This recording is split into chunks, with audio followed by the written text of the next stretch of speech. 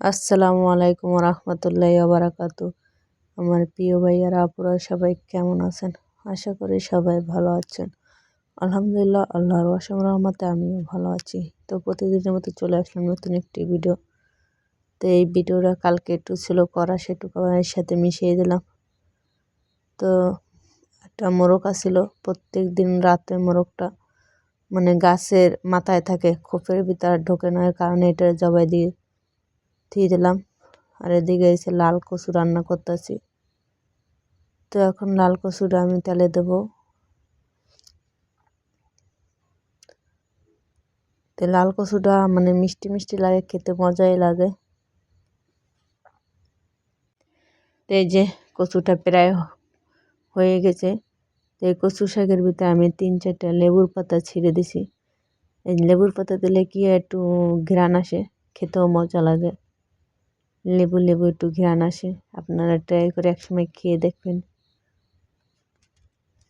তো এদিকে পালং শাক রান্না করব। তো কালকে যে মামাতো বোনের বাসায় গেছিলাম বেড়াইতে, সেখান থেকে আসার সময় অনেকগুলো পালং শাক, লাল শাক, বেগুন, সিম এগুলো দিয়ে দিছিল। তাই আজকে পালং শাকটা রান্না করব টাকি মাছ দিয়ে। আর আমার ভিডিওটি যদি আপনাদের কাছে ভালো লাগে অবশ্যই একটা লাইক, কমেন্ট, শেয়ার ও সাবস্ক্রাইব করবেন প্লিজ। পাশে বেল আইকন ক্লিক করবেন যাতে পরবর্তীতে ভিডিও আপলোড করলে আপনাদের কাছে পৌঁছে যায়। এই যে টাকি মাছ দিয়ে রান্না করব। আর টাকি মাছ দিয়ে পালং শাক দিয়ে যদি রান্না করে সেই মজা লাগে। টাকি মাছ তারপরে ট্যাংরা মাছ দিয়ে যদি রান্না করে অনেকটাই মজা লাগে পালং শাক।